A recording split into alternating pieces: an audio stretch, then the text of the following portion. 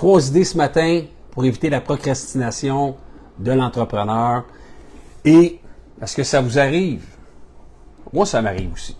Ça arrive à tout le monde. Là. Il n'y a pas personne qui est Superman dans la vie et à qui ça arrive jamais. Mais il y a des techniques, il y a des stratégies pour faire en sorte d'éviter ça à son maximum.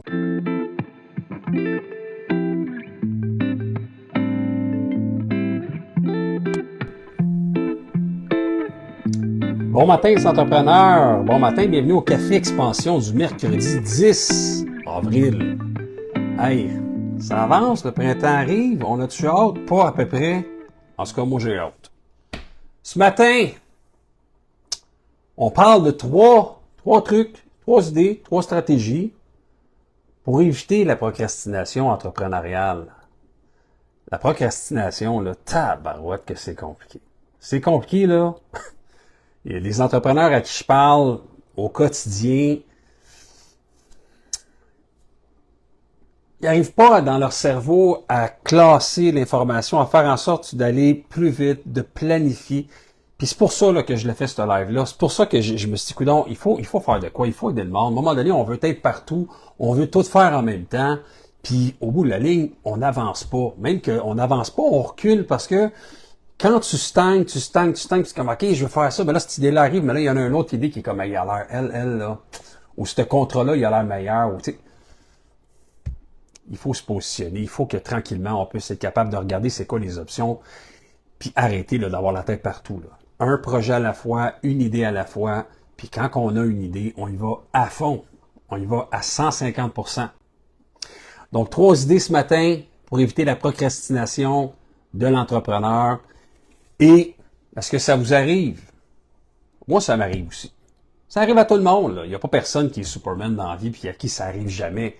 Mais il y a des techniques, il y a des stratégies pour faire en sorte d'éviter ça à son maximum. Là-dessus, bon café. Si vous n'avez pas de café, allez vous en chercher un. C'est là que ça start.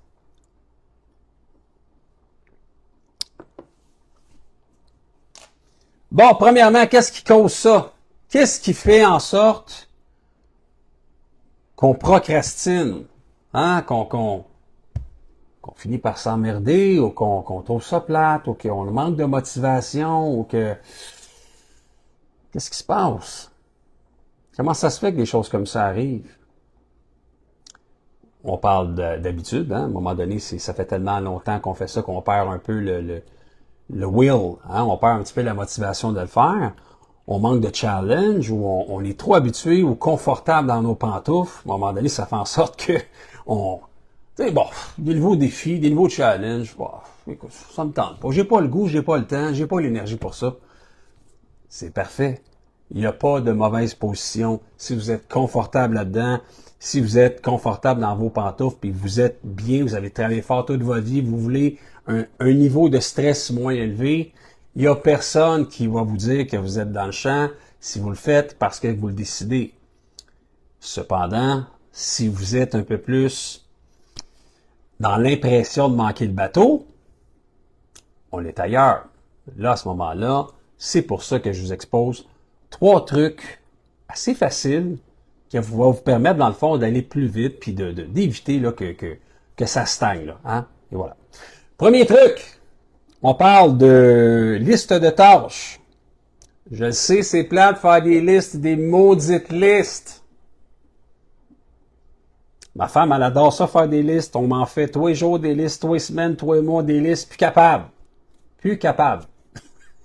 Mais bon, quand tu es entrepreneur, faut que tu apprennes à vivre avec ça, puis des listes, ça fait partie de la vie. Il faut l'accepter, puis il faut soi-même se faire une liste de priorités. Sinon, tu vas courir comme... Essaie pas de chasser 4 chevreuils en même temps, t'en pogneras pas un, là. Le truc, c'est d'en viser un, d'être calme, d'être concentré, puis quand c'est le temps de shotter, tu shottes, puis tu manques pas ta shot. Tu manques pas ton coup, parce que si tu tires à côté, c'est terminé. Le chevreuil s'en va. L'opportunité peut partir aussi facilement. Si t'es pas focus sur tes priorités, sur une liste de tâches qui est claire avec toi, qui est claire avec, OK, qu'est-ce qui est urgent, qu'est-ce qui est moins urgent. Ça a l'air banal comme ça, là. Ça a l'air vraiment Ça a l'air vraiment banal là, à dire de même, mais il y en a beaucoup qui le font pas. Ils commencent leur journée, rendus à midi, ils n'ont pas fait le dixième de ce qu'ils devaient faire. Fait que là, à chaque jour que ça se fait, on recule un petit peu, on recule un petit peu, hein, moins productif, parce qu'on essaie de rattraper ce qui n'avait pas été fait, parce qu'on il faut qu'on s'occupe de telle situation. Mais là, c'est vrai, là, il y en a un qui attend, il faut que j'aille rencontrer cette personne-là pour établir un contrat, puis signer un contrat de 800 000 sur un appel d'offres que j'ai gagné. Mais là, il y a telle problématique, il y a tel feu à éteindre. Il y a des feux que c'est important d'éteindre, mais mettez du monde qui vont le faire à votre place. Si vous, votre tâche principale, c'est rentrer des contrats et d'être présent pour qu'on officialise la signature ou peu importe, faites en sorte que vous soyez au rendez-vous. Parce que si vous déplacez le rendez-vous, puis là, vous avez toujours des excuses, à un moment donné, ça se peut que vous perdiez l'opportunité. Deuxième truc numéro 2, on parle de technique de gestion du temps. Tu sais, la gestion de temps, c'est pas si compliqué que ça, là. On a toutes 24 heures dans une journée. C'est drôle, il y en a qui réussissent, on dirait, à en faire vraiment beaucoup dans une journée. C'est ça qui fait la différence entre un entrepreneur qui, tabarouette, il me semble que j'ai vu ce gars-là l'année passée ou il y a 2 ans, et sa business a commencé, ça avait l'air pas pire, mais là, wow! Les affaires vont bien. Les affaires vont bien, c'est relatif. Parce que ce qui arrive, c'est que ça dépend de toi, de comment tu gères le temps pour que ça finisse par bien aller. Il n'y a rien qui arrive tout seul, là. C'est peut-être que cette personne-là a eu de tout vouloir faire, puis en même temps, peut-être qu'elle a une segmentation, puis c'est un petit truc que je donne là, segmenter sa journée en shot de 25 minutes. 25 minutes, une pause de 5 minutes. 25 minutes, une pause de 5 minutes. 25 minutes, une pause de 5 minutes. Fractionnez votre temps, puis quand c'est prendre une pause, prenez-la une pause. Allez faire un tour sur les réseaux, décrochez. Quand vous allez revenir encore plus focus que vous étiez avant. Si vous faites 2 heures la même affaire, ça se peut que que le dernier 45 minutes du 2 heures que vous faisiez soit moins productif parce que vous laissez distraire par d'autres trucs. Donc, quand on choisit une distraction planifiée, qu'on planifie qu'il y ait une distraction dans notre cerveau, ben le 25 minutes de productivité, il est productif pas à peu près, là. Parce qu'on le sait que dans 25 minutes, hop, il y a une pause, je vais faire ça. Après ça, je vais revenir, je vais faire mes appels, je vais faire mes textos, puis après ça, quand je reviens, 25 minutes non-stop. Sans arrêt, sans interruption, sans cellulaire, sans texto, sans email. 25 minutes, focus. Ça fait toute la différence. Truc numéro 3. On parle d'identifier les obstacles. Des obstacles, il y en a beaucoup. En parlant d'obstacles,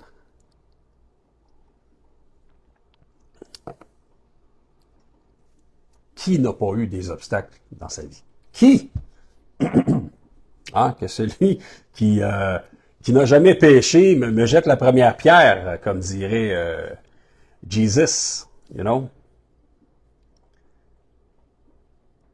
C'est important d'identifier les obstacles qu'on a comme entrepreneur. Puis c'est vraiment important. Puis moi, je le fais là à tous les jours. À tous les jours, j'identifie. Est-ce que ça peut me créer un obstacle dans la croissance de la business? Est-ce que j'ai envie de développer tel secteur ou telle chose? C'est quoi mes peurs? J'ai-tu peur d'échouer? Est-ce qu'il y a certains bloquants qui sont sous-jacents à ma procrastination qu'il faut que je règle? Le manque de motivation? Est-ce que je suis trop perfectionniste? Est-ce que je passe trop de temps sur quelque chose qui devrait prendre le 10e du temps? Mais que je veux tellement que ça soit parfait, là, que ça fait 6 mois que je suis là-dessus puis que j'ai pas encore sorti le projet, puis qu'au bout de la ligne, il finira peut-être jamais par sortir ce projet-là ou cette réalisation-là parce que, l'analyse paralyse. C'est vrai, là. La suranalyse, tu analyses tellement les affaires, puis là, finalement, oh, il est pas bon mon rapport, je ne sortirai pas, ce rapport-là, ou cette formation-là. Écoute, j'ai travaillé dessus, c'est sûr, j'ai fait plein de vidéos, j'ai tout regardé mes affaires, tout est comme bien, mais ça doit pas être assez bien pour tout le monde. Ben, j'ai des nouvelles pour vous. Il n'y a jamais rien qui va être parfait pour tout le monde. Ça arrivera pas. Ça arrivera pas. Oubliez ça. Il y en a toujours qui vont dire « Wow! » Puis il y en a toujours qui vont dire « Poche. » Oui. On peut pas faire plaisir à tout le monde. Et c'est pas tout le monde qui a le même niveau de connaissance et d'engagement aussi dans ce que vous allez faire. Un rapport peut être lu par 10 personnes. Il y en a qui vont faire comme « Oh my God, c'est le plus beau rapport, la plus belle analyse financière, mieux placée que j'ai vue de ma vie. » Puis il y en a d'autres qui vont faire comme, bon, pour moi, c'est pas important, ça, ce qui est important, c'est autre chose, puis qui vont s'en foutre carrément. Donc, tu sais, ils n'ont pas tous les entrepreneurs, on n'est pas tous fait pareil sur le même frame, mettons. C'est pour ça que le truc numéro 3 est très clair, c'est de visualiser un objectif. Visualiser un objectif clair, identifier les obstacles. Puis des obstacles, il y en a tout le temps. Un coup que tu as réussi à identifier c'est quoi ton obstacle, est-ce que cet obstacle-là, pour toi, est important à régler maintenant?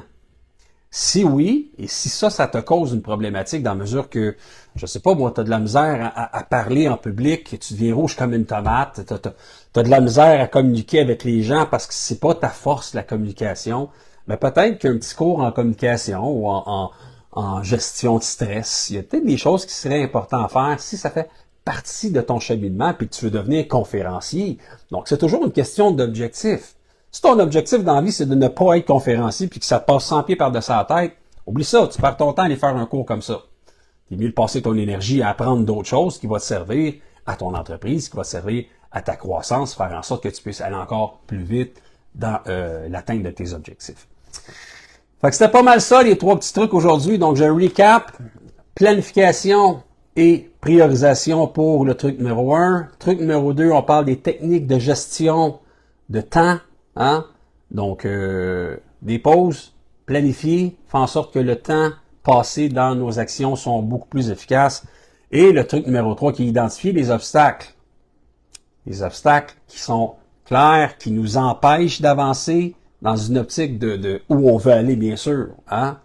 Parce qu'un obstacle, quand c'est pas le bon objectif, ça sert à rien. Là. Ça prend un objectif clair. Puis se dire, pour me rendre au point B, je suis au point A, là. Qu'est-ce qu'il faut que je contourne? Ou qu'il faut que je réussisse à aller chercher des skills, des habilités pour être capable d'atteindre cet objectif-là. Et voilà. Donc là-dessus, écoutez, je souhaite une excellente journée. On se retrouve la semaine prochaine pour un autre Café Expansion. Bonne journée.